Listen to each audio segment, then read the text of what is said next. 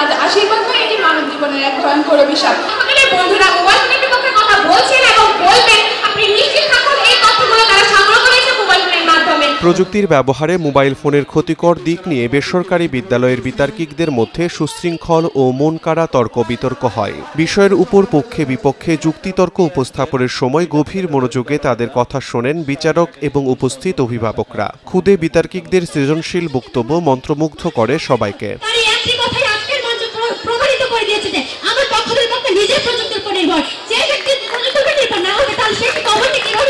দ্বিতীয় সেমিস্টার পরীক্ষার ফলাফল প্রকাশ ও পুরস্কার বিতরণ অনুষ্ঠানের মূল আকর্ষণ ছিল বিতর্ক প্রতিযোগিতা। ভিন্নধর্মী এই আয়োজনে খুশি শিক্ষার্থীরা। আমি এই বিতর্ক অংশগ্রহণ করে আমার অনেক সাহস বেড়েছে এবং আমি চাই বিভাগীয় পর্যায়ে যাতে বিতর্ক করতে পারি। স্কুলের পাশাপাশি বিতর্ক শিখছি এবং এখান থেকে আমাদের ভালো কিছু করার উদ্দেশ্য আছে। আমরা যখন স্কুল থেকে জানতে পারি যে বিতর্ক প্রতিযোগিতার অনুষ্ঠিত হবে, তখন আমি আমার পরিবারের সাথে কথা বলি। আমার মা আমাকে উৎসাহ দিয়েছে।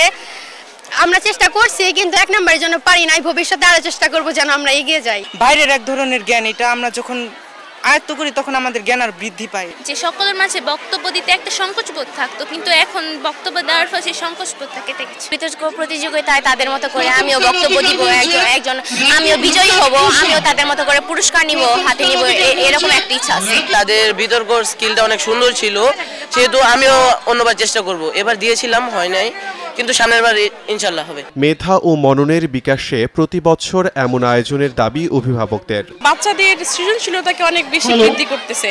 আমার বাচ্চা অনেক বেশি শিখতে পারছে এগুলো দেখে, এবং সেই এই জিনিসগুলোর প্রতি আরো উদ্বুদ্ধ হচ্ছে। স্টুডেন্টদের শিক্ষার মান আরো উন্নয়ন হবে, তাদের মধ্যে একটা প্রতিযোগিতার সৃষ্টি হবে, তারা নিজেরা অনেক শেখার আগ্রহ সৃষ্টি হবে, সবাই প্রতিযোগিতায় যেন অংশগ্রহণ করতে পারে সেই চেষ্টা থাকবে তাদের মধ্যে। প্রতিযোগিতা নতুন একটা অনুষ্ঠান করতেছে, এটা অনেক ভালো, বাচ্চারা শিখবে আর আগ্রহী হবে। লেখাপড়ার পাশাপাশি সৃজনশীল মেধা বিকাশের লক্ষ্যে এই আয়োজন বলে জানান অধ্যক্ষ। আমরা যদি এরকম একটা প্রোগ্রাম আয়োজন না করতাম, তাহলে আমরা ওদের প্রতিভা সম্পর্কে জানতে পারতাম না।